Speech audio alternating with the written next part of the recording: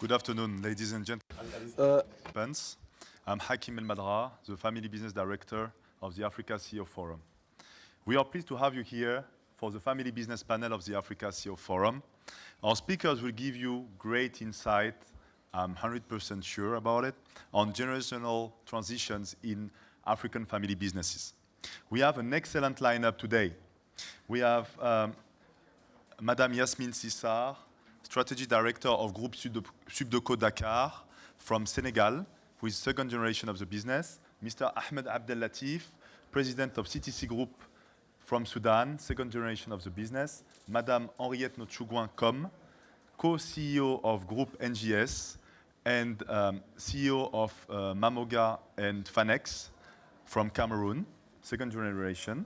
Mr. Luc Rigouzeau, Managing Partner of Ametis, private equity fund which has invested in 80% family business over the portfolio. Mr. Papa Youssoufane Jai, founder and CEO of Unique Group from Gambia, first generation of the business. And last but not least, Mr. Guillaume Dallet, Deputy Chief Executive of Ciel Group from Mauritius and fifth generation of the business. The panel will start with a presentation of our topic by Yasmine, our expert today. Yasmine, I give you the floor.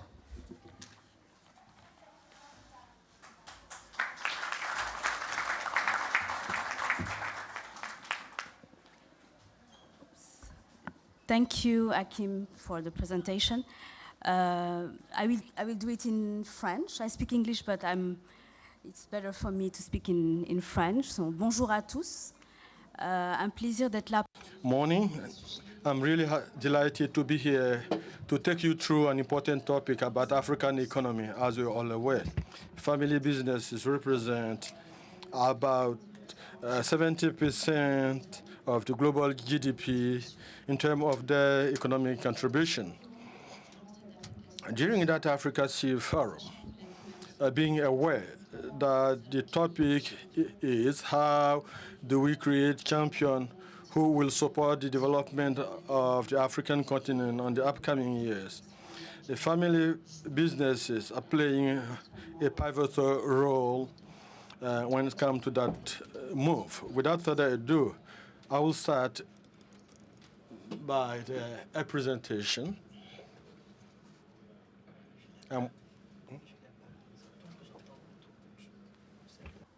Doesn't work? No, it's okay. C'est bon. Très bien. Let's just quickly have a focus on the key characteristic of family businesses. I'm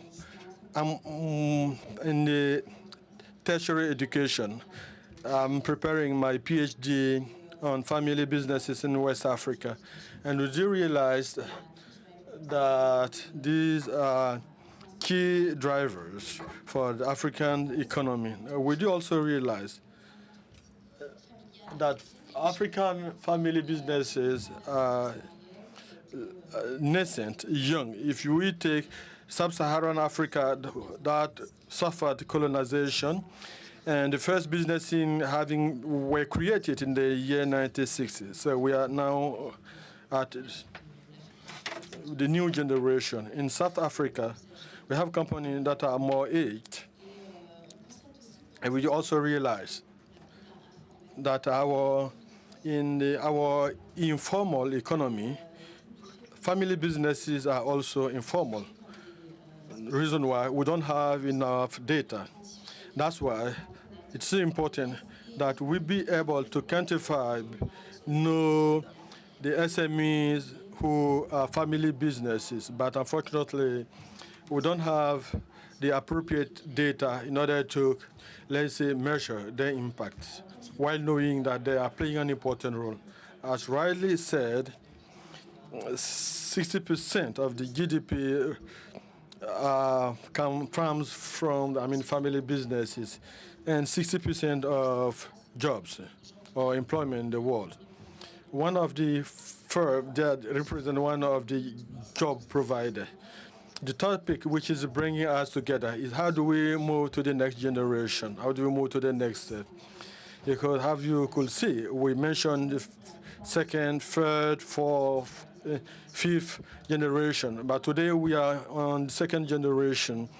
Why family businesses do the family businesses manage to move on to the next generation, to transition to the next generation? This is what will be the topic that will be covered by our panelists. The Chinese proverb says that the first generation will build, the second will manage, and the third generation will destroy. Does it apply to Africa businesses? Or do we realize with the advent of the next generation, with all this environment that we are having, without forgetting COVID, there is a process. The next generation of entrepreneurs in family businesses will come with big heads, formalized, knowledge, studying in the best university across the world, come with the soft and, let's say, hard skill in order to have the family businesses thriving on our continent.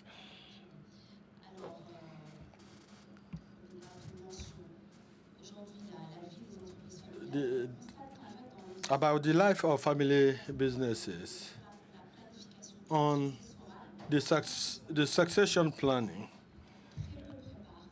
few are prepared for that transmission, that transition.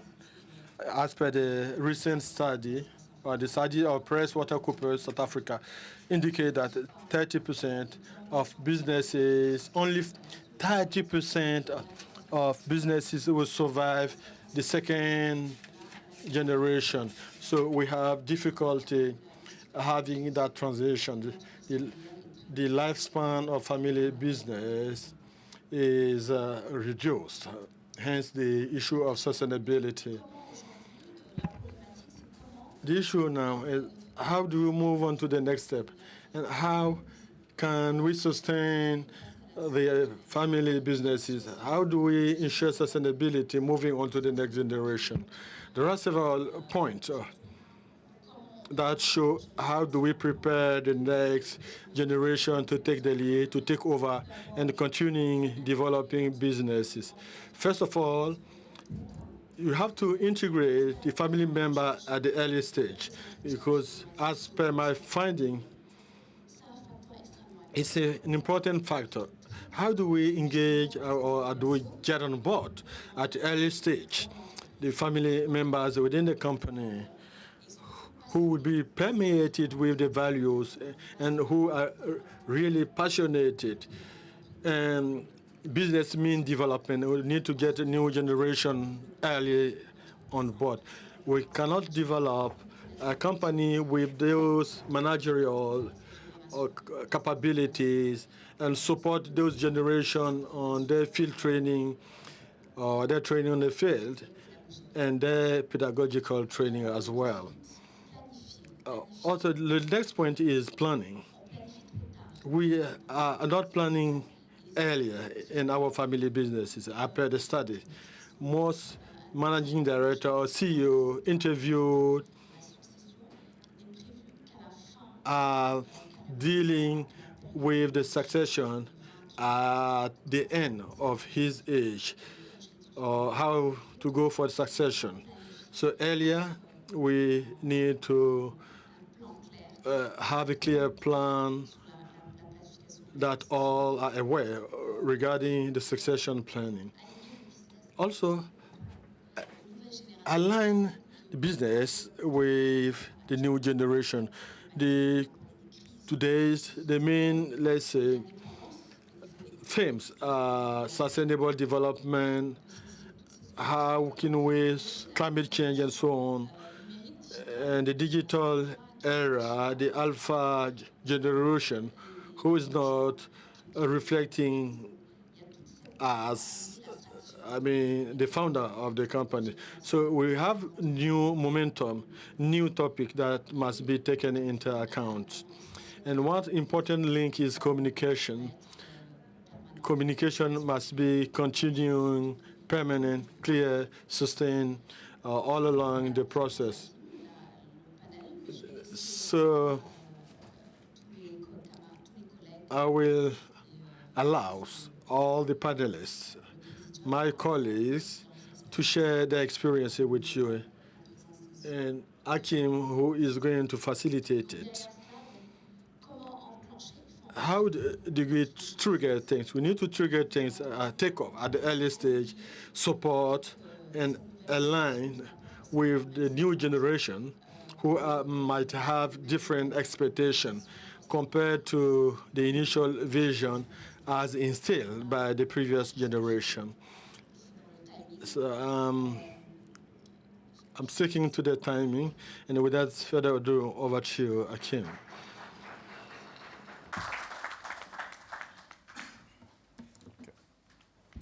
Merci beaucoup. Thank you very much, Yasmin.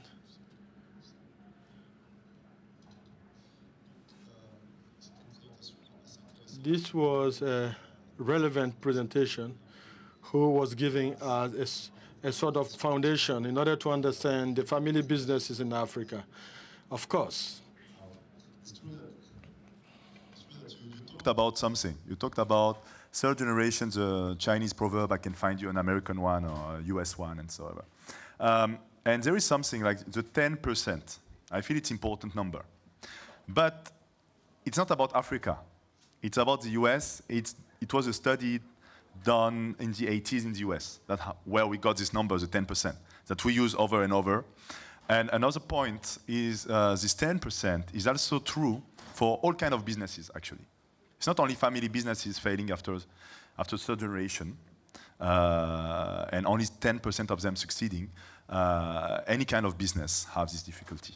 Because we're talking about a lifetime of 50 years, at least 60 years for a business, even more. And it's not easy to sustain your business anyways. So let's take this number, the 10%, as a number it is, okay? Just a number. And every number is something that can dictate how you do your succession, right?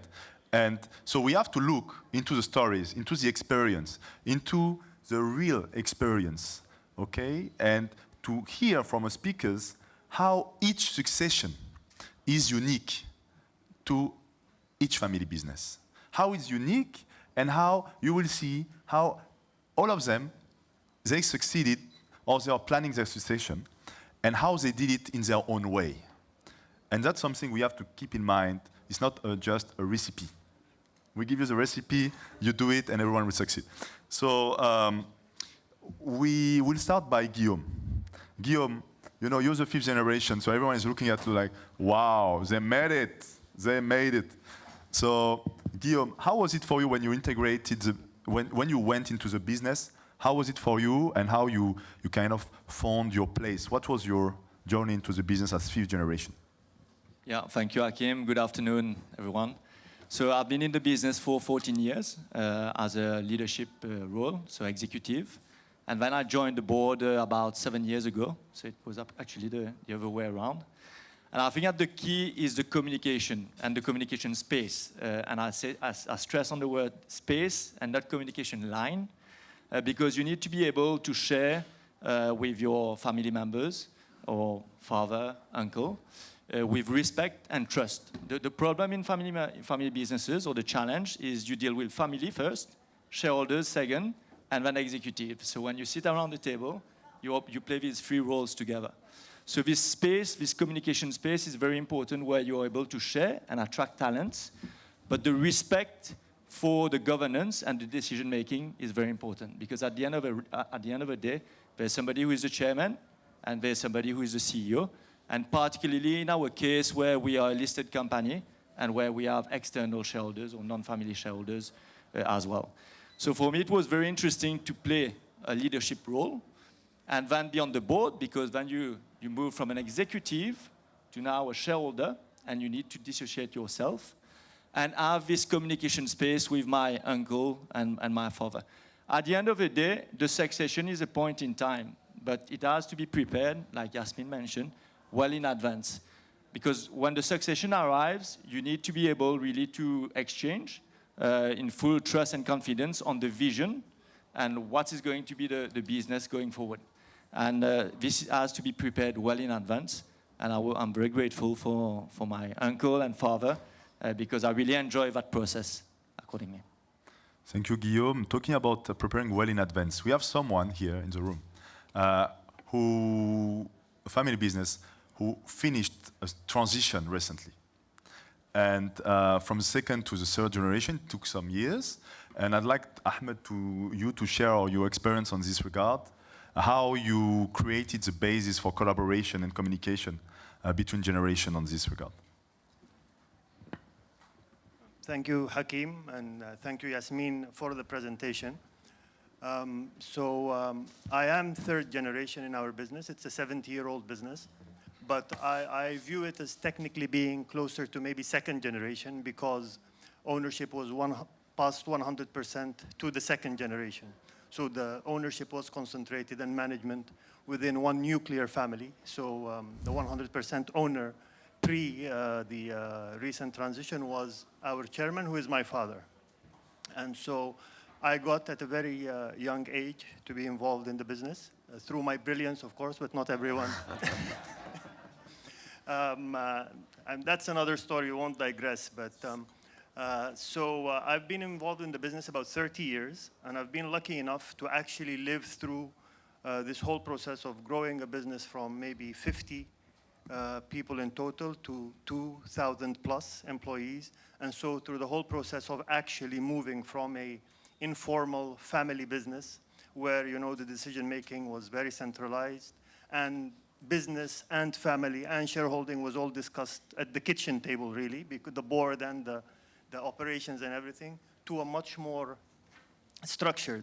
I think the key point I would, from my experience, is, you know, we did a lot of preparatory work, so we worked with professional advisors. We did a lot of work with IMD, which is one of the preeminent institutions in family business. But, you know, the three circles model, so family, ownership, and management, on paper is one thing, but then moving that in reality into how you will actually implement that, I think requires a deep understanding of how much of your business is about family, how much about the ownership part, and how much about the management. And I think the moment you start doing that, it requires a deep analysis of really where you are in your business's kind of life cycle. You know, is it now already at a stage where you're very much about a big, complicated family and you have to put much more effort into there, et cetera, et cetera. So our personal experience anyway was that I took it upon myself after working 10 years in the business to have that very uncomfortable family discussion with my father, which was about we either professionalize and start talking about ownership and how we will distribute shares and management, or I will split out of the business with all respect and everything, but I am not of the mindset to keep this one common pie for an extended period of time. So I think having this starting point, and I do remember, you know, we said, okay, after I broached the initial subject, okay, we arranged a family holiday in the Maldives where we would discuss this. We went, we had a great family holiday and never discussed it because it's so emotional. But then straight after that, we sat down and we had this process of, okay, you need to talk about all these uncomfortable discussions, you know, like why it's a big happy family, why do you need to have structure, and why do you need to have my shares and your shares and this and that. These are very uncomfortable issues. Usually, best people leave them, or at least in our culture, they leave them unanswered for many, many years, but this is kind of what ends up, you know, the rags to riches cycle is because of that. People say, let's leave it, we're all family. It ends up destroying the business. So I think having someone who does preparatory work and then starts pushing these uncomfortable discussions and starting that ball rolling, I think for us was a key trigger, and then everything came and followed after that. So no, I'll leave it there. And Thank you, Ahmed. That's very interesting because that you brought succession on the table. And you was a third generation, but like you said, you could say you're a second generation. I want to ask someone who is first generation here, the other side. So, Papa, how do you prepare the space for your next generation? How do you set up the, the company and so on for the next generation to come, if they are best actually, but how you give room for them? Thank you so much. Assalamu alaikum. I had told Hakim when I was invited here that this group of people will become best friends because they have all the answers for people like us. So once again, thank you for having us. It's a great honor to be here. I would begin to say that we didn't start out as a family business. Anybody who knows the history of Gambia knows that we had a dictatorship for 22 years. So for some of us, we had structure at the start. But I had a lot of empty shareholders simply because nobody wanted to invest 23 years ago. I've been running it for 23 years. So it became a de facto family business because you were the only investor, your wife, a brother, that kind of thing. So at the end of the day, we did not have a stock market, we didn't have a boost. Nobody wanted to do anything in the Gambia because your money or your investment was insured. So that gave me a different perspective in the sense that, it was us or no one else. So in answering your question, I want to believe that over time, we've really built structures in place. Gambia is a very small country. So even though you have external people working for you, in a way they're family. I have cousins, uncles, distant relatives, because we're that small. So all of these people get engaged in what you're doing. But I think what we've done, I've done audited accounts for 20-something years, and I started out running a cyber cafe, but I had audited accounts in 2001, 2002. So I want to believe structure is very important. I also believe internships. I have a 20-year-old daughter. I have a 16-year-old son. I have pictures of us offloading containers of sugar, rice. We do so many things, solar panels, all sorts. So I think it's important that the kids see you at your worst, but my daughter always tells me, sorry, Dad, she's doing biology. Nothing to do with any of our businesses. But she's like, it's a stressful household at times. So when they see you at your worst, they also don't seem to be too keen. But I'm like, with this new generation, I'd rather not force. They must be interested in what you're doing. So that's why the external factors are important. My CFO is not even Gambian. My wife is involved in the business. She retired from a banking job and said she was retired to look after the kids. But she saw what I was doing. And I want to believe that she knew it was difficult, and she came and joined. So some of you are talking about dinner table. Ours is in the bedroom, So you can't imagine. But another thing I would point to the succession is the issue of subsidiaries. I think Guillaume was laughing. I'm like, I believe in subsidiaries. It's like, they can spoil one, but they can't spoil all of it, if you have different companies. So I'm of the opinion that we are now a group. We didn't start out as a group. We are now a group involved in telecoms, energy, import, export, fertilizer, and all sorts. So I think the subsidiaries help us. Also, Gambia is no longer a dictatorship. We're now a democracy. I'm here because of probably IFC and all that. And I'm of the opinion that this is where we are. So for this succession to happen, it means that we have several pieces of the cake that can allow people to come in. You have the structure, you have the education. The education is also very important, Hakim. We must take the people around us to the best schools, to the best management schools. Of course, the internships are the most important. When they see their mom and dad do the dirty work and all that, that also is very important. So in a nutshell, I believe that there is no one element for succession. But I think a number of these can really help us change the dynamics from the 10% to maybe a bit more than that. Thank you, Papa. I'd like, Henriette, j'aimerais aller te poser une question à ce niveau. Henriette, I would like to put a question. Papa said that he was preparing internship for new generation. In your case, how do you get the new generation on board? How do you collaborate with the new generation? How do you allow them to come on board? Thank you for giving me the floor. I'm from second generation. But for the third generation, we need to get them involved in the boards that are not as a decision-making people, but we need to invite them as observers during board meetings. If we invite them to attend board meeting, that will allow them to be aware of what's going on in the group. Then things will come automatically.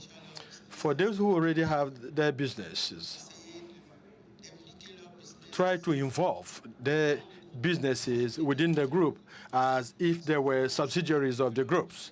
This will allow those businesses to grow and allowing them at the same time to track and monitor the activity of the group. Young people want to do what they want by themselves. But if we get them involved, we involve them at the earliest stage, we invite them to a seat during board meeting, they will be interested. Thank you, Henriette. Je voudrais donner... Luc, you invested in many family businesses across Africa. One of them is in the panel, actually. So would you like to give us an example of like successful transitions in one of the key points that the speakers raised? No, with pleasure. Should I do it in French or in English? English is better for the panelists. For the panel? Okay, so I apologize. Je présente toutes mes excuses à tous les Ivoiriens et les francophones de la salle. Offer my apologies to the Ivorian. On va accepter la pression anglo-saxonne. Voilà. No, thanks. It was just a joke. Now, the first thing I would like to say is that Ametis is a very traditional private equity fund. We have invested in more than 35 companies all over the continent, and 80% of them were family businesses. So this is really what we do each day. And the first thing, and I think that both Papa and Ahmed said it, is that when you enter in a family, you enter in people welcome you in their house. Not necessarily in the bedroom, but yes, at the family table, during the weekend, and on the Saturday morning.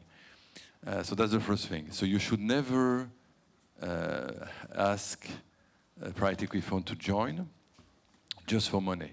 Because when you ask for people to join just for money, you don't invite them Saturday and Sunday at the family house to share all the complexity of what is a family. So the first thing is based on trust. Now, when you have that, when you really have people like us joining, and if the family has a clear vision, you can have plenty of success stories. So I will give you a few examples, all of them totally different. One of them, and she's in the room, it's Kadiko Dediko, my colleague, senior partner at Ametis, an Ivorian lady who went to the best schools. She helped, for example, a family in Burkina, Sodigaz, leader in gas distribution in Burkina, by the way, managed by the second generation, by a woman, Lala Boli, a very successful entrepreneur. And what we did here was incredibly basic from the bottom. We had to totally formalize the company at the beginning, legally, from the governance point of view, and then just helping the family to grow in this natural. So first example, first thing you can bring to a family is that it's not the most common thing, because a lot of family business are very well governed already.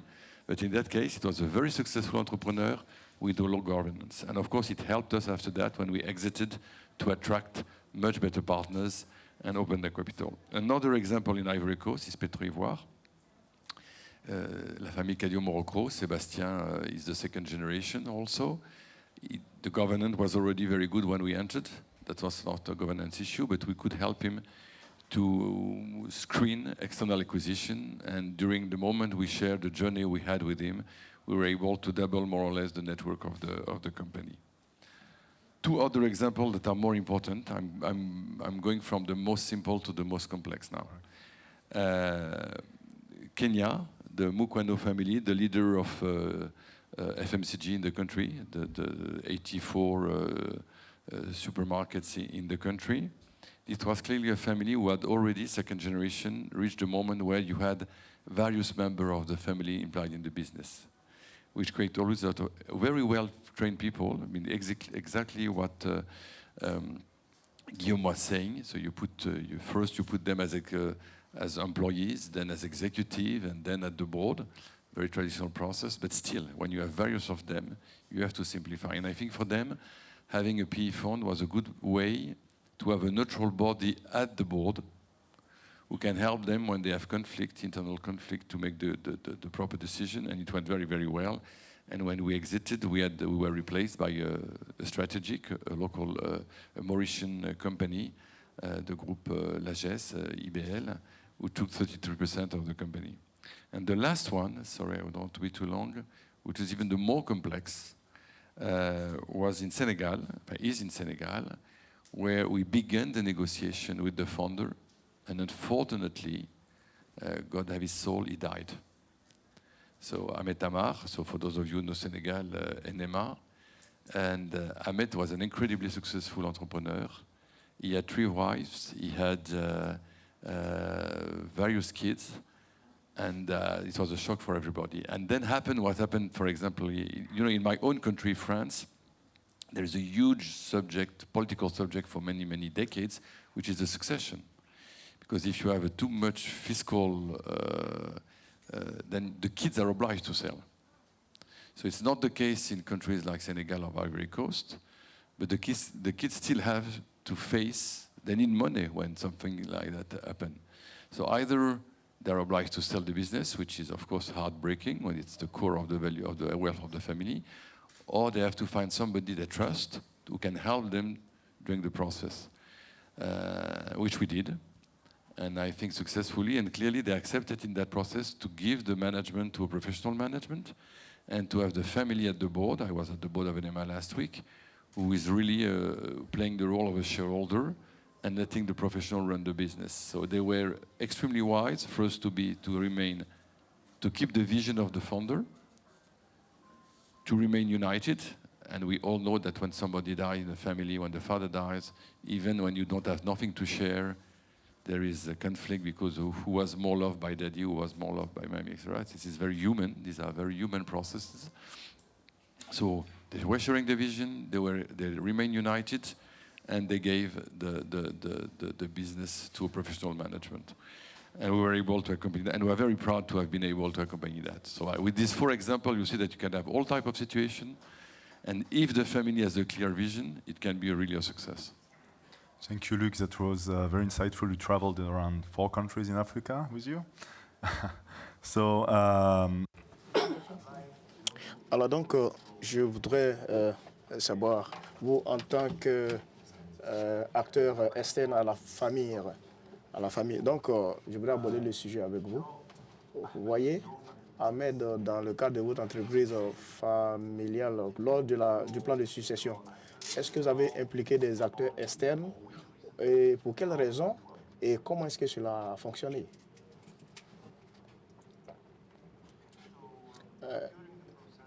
Au cours du processus de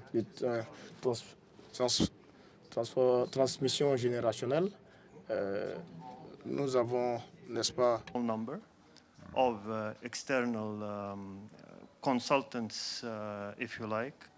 And I think the key point was that in addition to their technical know-how, whether it is in terms of finance or legal, so these were the 2 kind of areas, but much more important was that they are people who had a high degree of credibility and trust amongst all family members. So they played an extremely important role there, in these very delicate discussions, whether discussions of ownership and how the business should be divided or not, or the shares in the business should be divided, and also discussions around, what are the criteria also for management and management positions in terms of whether family or even non-family taking over. So again, very, very emotional issues. It's really hard to detach the emotion from that.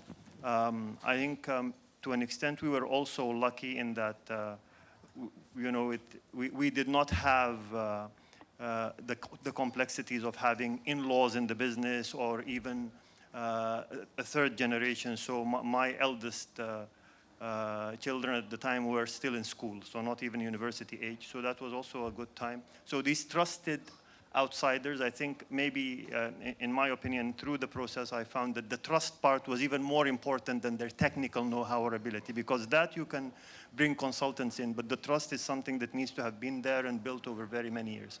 So I think that's really a very important part. And I think generational transitions, in my opinion, also differ very much from first to second generation, which is where I see we're at, where a lot of the things are very informal, not yet structured.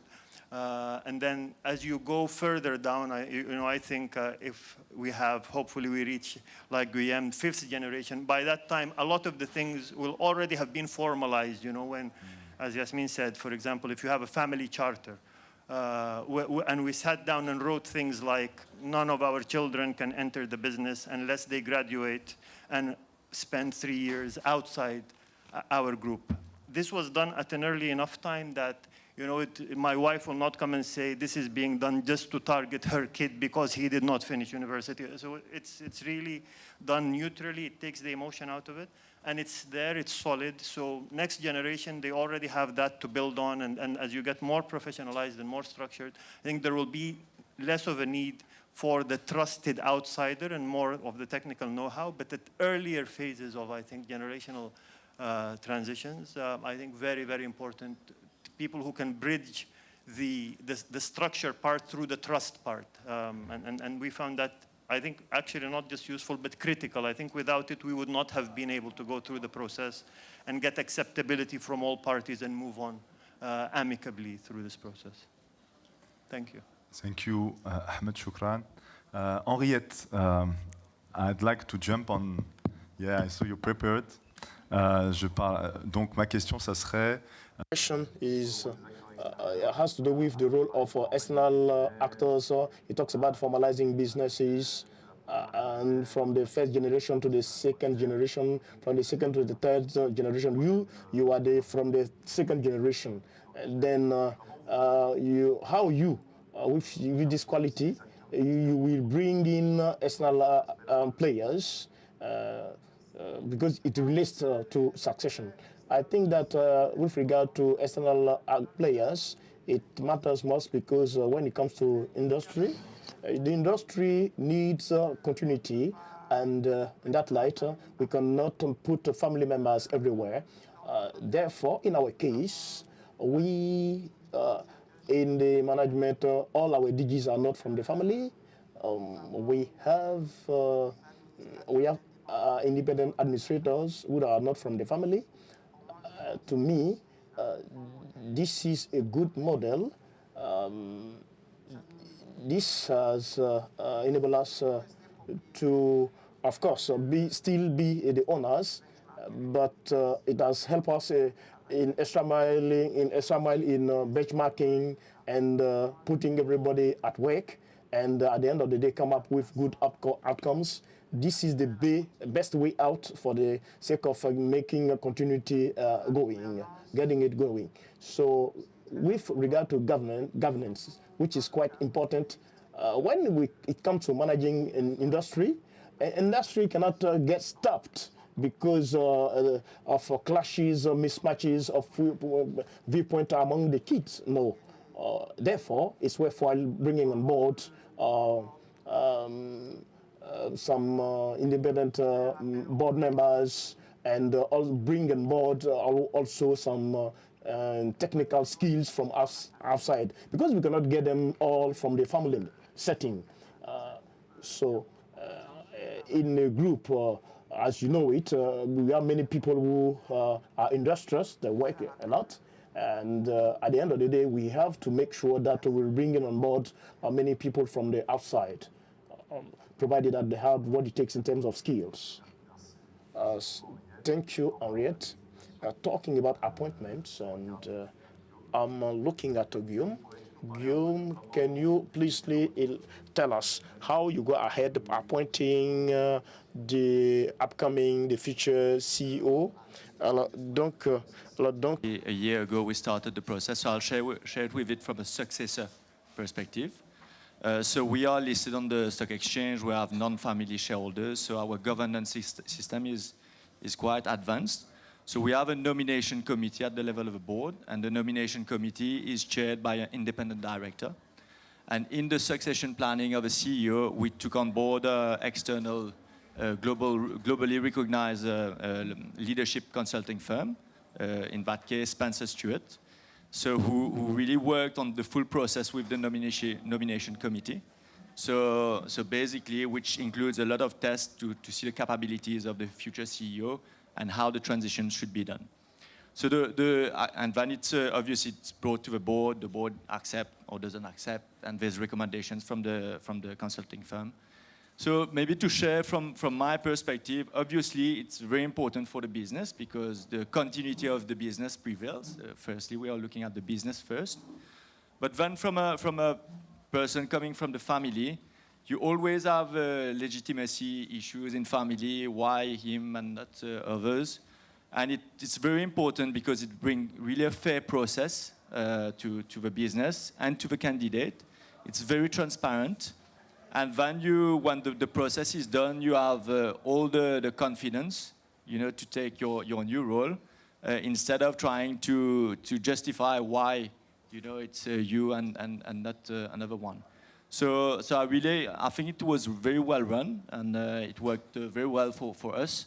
And there's probably many ways of doing it, but it was a good process on our side. Thank you. It might give a lot of ideas for some people in the room about the comité désignation indépendant. I'd like to jump on this, Papa, because you mentioned an external partner of yours, IFC. And I'd like to see in your case how you're building trust with external actors and how you see they can add added value to your business for the succession coming.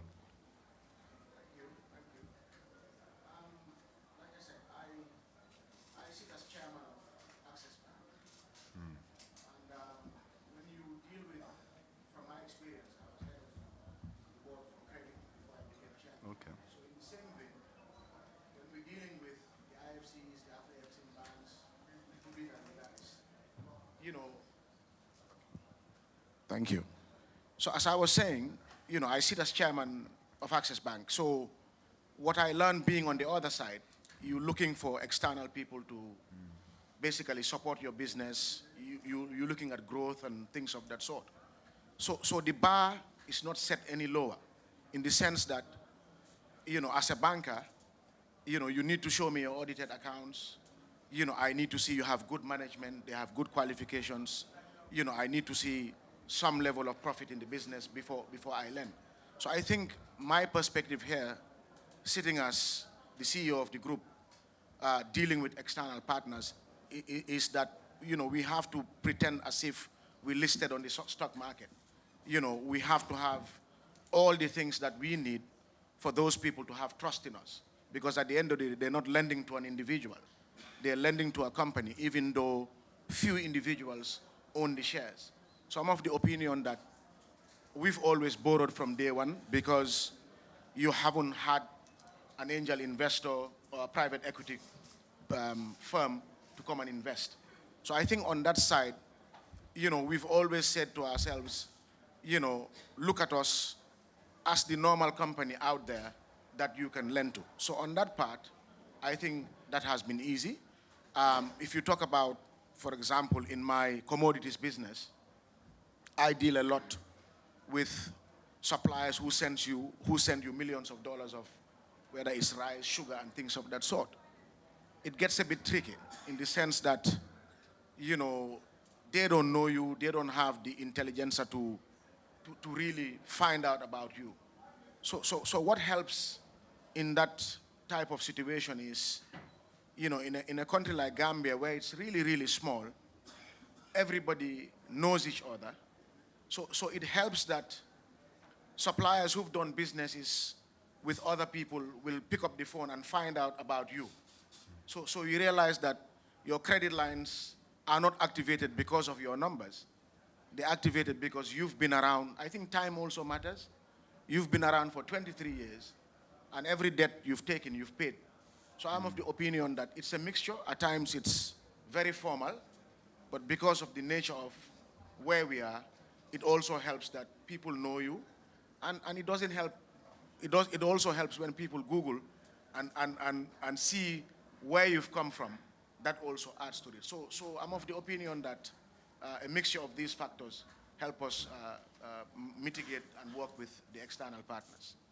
Thank you, Papa. And we heard the views from family businesses, how they collaborate, how they work with external partners. And on your side, Luc, how do you position yourself when you start a relationship, a work, partnership with a family business? What is important for you? How do you feel like this family is mature enough for us to get into the business and help them go to the next level? No, thank you. I'm probably just going to repeat and summarize what most of my colleagues and panelists have said. The first thing, which is super important, is to have a common, clear vision, shared with all the members of the family, which implies all the things that some of you mentioned, meaning that you have to prepare and train the second generation, the members of the family, even if they don't interact with the business. Because at one point you will address them as shareholder.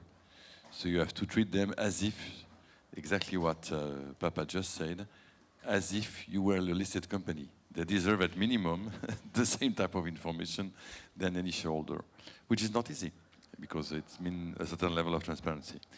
The second thing is that you have probably, in most of the cases, I would say, especially for the second and third generation, my advice would be, in most of the cases, except if you have an exceptional member of the family who has proven to have an incredible leadership as an executive, and not as a shareholder, as an executive, you should prefer what both Henriette and Guillaume said, to have professional executive. First of all, because it's reduced a little bit the weight on the shoulders of the family members of the second generation, which is fair. But also, secondly, because it brings something from outside, meaning, especially in Africa. I think the good mix is to try to attract an external manager who has a lot of international experience, even if he doesn't know very well the country, and to feed him with the knowledge that the family has from the country as a shareholder. So you coach him for all the country aspects, you mentor him for the knowledge of the country, but he brings the techniques and the knowledge he has from outside. We had one or two very, very impressive experiences in our portfolio from that point of view, with the second generation being extremely happy when they decided to hire an executive CEO and to coach him. The third thing, of course, is transparency with everybody. You all say that. And if I wanted to be a little bit provocative, why, by the way, transferring something to the next generation? Would it be a big failure if Papa's daughter becomes Nobel Prize of Biology? I think it would be a great achievement if she becomes Nobel Prize of Biology. And so why should be obliged to buy sugar and wheat in Gambia if she wants to do something else? But should she lose for that her assets? No. So she can be Nobel Prize of Biology and still be a very good shareholder with a very good CEO the day Pap decides to. And it's for him to choose, of course. And in that case, if he thinks that none of his kids have the willingness to take the business, then you have to appoint a very trustworthy CEO and create a very big level of trust between the kids and the CEO. The last thing regarding governance, and I will finish on that, is that the more professional the company, the more it changes the type of decision that the family has to make change. If you take the example of Guillaume today, it's a perfect example of this process. Guillaume is a CEO of the group, but CEO of what? He's the CEO of a group of listed companies in different businesses. So the reality of his life is that his day and what makes him not sleeping at night is more what makes a chair not sleeping at night as a shareholder than the day-to-day execution in each business. That's a big difference. And I would say most of you, and what Henriette is describing is exactly the same. If she's telling us that most of the company of her group, are run by executives that are not from the family, it means that she's already behaved more as a shareholder and a chair than an executive. And I think that's unfortunately the life of any company who grows. Which means, to finish, that in that case, transparency is even more important because the model is that the shareholder will be paid through dividends, not through their salaries in the companies, not through the fact that they are in the company, but the fact that they will receive dividends. And here it's the case of all the family businesses all over the world at this level of generation, being listed or not listed.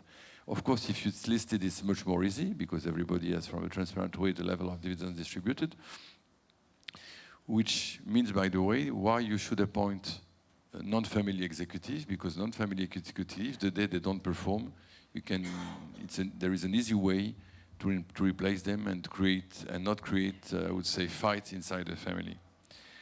So I'm not sure it's key success factors, but that's a few examples of the thing we have seen at Ametis. Thank you. Merci, Luc. I think it's a good wrap-up of what has been said. We have time for 2 questions. So if you want to ask your question, it's time. Take it or leave it. It's your floor now. Any questions in the room? No questions? Okay, good. So we'll go to the conclusion. I mean, if there's no question, it means you have been very clear, all of you. Ahmed, you want to say? Yeah, please go ahead. So, I would actually like to just share a very recent experience, and not so much about generational transition, but more about the fact that family businesses, in my opinion, and the literature also says that, have maybe sometimes, especially when the ownership is still concentrated in the family, a longer-term outlook on the business, and maybe manage the business and try to balance between driving it by the numbers and how the business is performing, but also I guess you cannot disconnect that if the business carries your name or the family's name, you want that also, and there is value to you in that. And the very recent experience, so our business is in Sudan primarily. Many of us here in Africa, it's a volatile part of the world, politically unstable, economically unstable. Sudan is the same, but unfortunately in the past couple of months, we have seen that very suddenly kind of explode. And as someone who has lived almost all of my 50 years in Sudan, except for a few years while studying, it took me by complete surprise that things could escalate so fast and so extremely. And really the test over the past 2 months was, and we are at a stage where we're, 2,000 plus employees, and in this unique situation where, it's grown to a business that's structured, corporate, almost all non-family executives at CEO level across the group. But because I've been in the business now 30 years, many of these employees, even at very junior level, are people that I've known personally through all the years. And it's been really very challenging that, do you run it by the numbers? And, in this very volatile, extremely, at business school, they never taught us about it. Contingency planning and all that still does not prepare you for war, very seriously. And, business continuity, et cetera, et cetera. So do you take the business decision? You know, if you had external shareholders at that time, or if you were listed, then maybe you have to drive the numbers more, and you will have less room, I believe, and maybe even you would feel that you have less of a right as well to take decisions that, so, you know, where we ended up was balancing the well-being of these 2,000 plus employees, and maybe extending beyond what, from a hard numbers point of view, would be the optimum for the business in the short or medium term, and maybe taking more risk. You know, I had to ultimately make the call on that, and the call was that, you know, don't do something that will be, that will give put the business at a risk of complete death, but definitely go way beyond what I would have felt right if I had external shareholders that I had to answer to, you know. So it's basically risk all the money that you can risk to support the business and the employees, and take that gamble, maybe is the word, that things will normalize, and then you will be able to still have retained the value of this 70 years of investment building up the business. So a very difficult, I think, balance, but I think very interesting, because it really changes how you think. You know, I thought, and the reputation that I had was very kind of corporate, you know, not really culturally aligned with the soft skills of how you should manage the business. But when you really put in this situation, I think I reverted to being much more Sudanese than, you know, Cambridge University. So it is what it is, and I think it's kind of just an interesting thing I wanted to share, actually. Thank you, Ahmed. I'm sorry we won't be able to take questions. I'd like all of them to give 30 seconds. All speakers, you give a 30 seconds advice for the next generation here in the room, please. Or Papa for the current generation. Depends. You can choose either next generation, either generation in place, because it's good as well that the next generation, the current generation gives the space, and that the next generation understands the former. And then I'll conclude shortly, okay? So please, Yasmin, you start.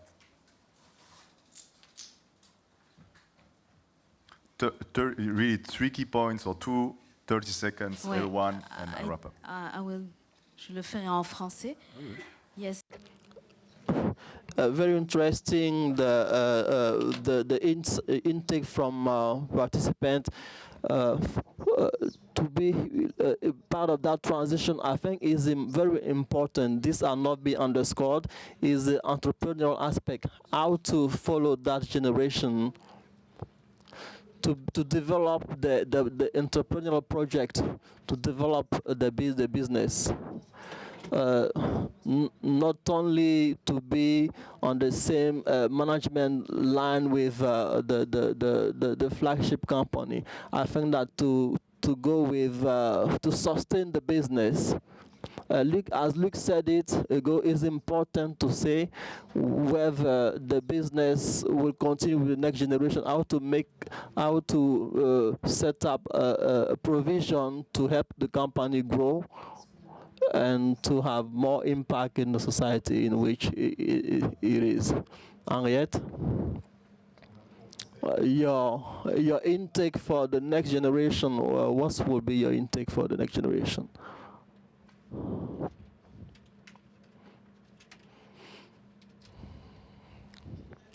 Well, I will agree with Yasmin to give them the mindset of entrepreneurship. That's why I've just said that for those who own the business, they try to find ways to involve them in the group. This will help them grow and to feel more involved. We should not suffocate them. We should make room for them to feel comfortable. They can be considered as subsidiary of the group. Thanks to that, we can coach them, we can help them grow, as well. Thank you as well. I also insist on the fact that there should be involved into the board. They will then feel much more concerned. Now, as far as stakeholders are concerned, I think that is a good way of doing things. We can step back and have develop. It doesn't change anything if you are owner, if you have the last word, but it can help solve many governance issues. Thank you very much. Because it's already 1 p.m. and I know your time is precious. So, Luc, please. No, since I had the luck to already give my key factors, I will just say one thing to Ahmed. I begin my presentation saying private equity, it's a people business. And we are an impact fund. So if you choose well your partners for the new generation, they will not be run by numbers. So don't worry from that point of view, and I can give you plenty of examples of that. We were in post-COVID in Mauritius Island, everything landlocked, in an hospitality group, and of course we had the people first in mind and not the numbers. Merci, Luc. Okay. I'll keep it short. Yeah. I think my perspective is, when do you exit? I mean, how do you get that succession? What format? A lot has been discussed. And naturally, for the external partners, who do you let in? And how much do you let out? And of course, my final one is what Yasin presented, the issue of polygamy in our African cultures. So I'd like to say that I'm forced to marry one wife at the moment. I can't get a second wife. That's a good one. Guillaume, please. Yeah, from my side, more for the upcoming generations. So it's in your mindset to be the best professional you can be. Be prepared to train yourself, grow. Be prepared to be fired, but also be prepared to choose your career path and ask for a pay rise. Because that discussion will happen. And when you have that discussion, you have it with your father or your uncle. And you need to be confident enough in your professional capabilities to have the discussion in full capacity. Actually, what we could understand, it's having a family business requires a lot of work, business, emotional, with the family, external actors, management, so on. But perhaps this work requirement is a blessing. You know, when family business work together, they can create something sustainable, and that's a beautiful thing. And that has a big impact, especially for our continents, where most of African champions are family businesses. If I ask you about biggest company in Africa, you'll tell me names of family businesses, I'm sure about it. It looks like succession is a relay course. C'est une course de relais. You have to pass the baton, and between the generation in place and the next generation. So synchronicity is key. And synchronicity comes from everything that our speakers told us, communication and so on. And sometimes you have some trainers, like the external actors, they train you to do a good relay course, to be the best and to win the gold medal. So it looks like the gold medal for family businesses is a successful succession. And I wish that to all of the family businesses here. We can give a big round of applause for our panelists. Thank you. Thank you, Yasmin, Ahmed, Henriette, Luc, Papa, Guillaume. Yeah, a lot of names. They brought positive energy today about family businesses, right? You're like, oh, family businesses, they can succeed, right? I mean, no, they are succeeding in Africa, and they are building the future of our continent. Thank you for being here, and the rest of the conference. Take care. Bye.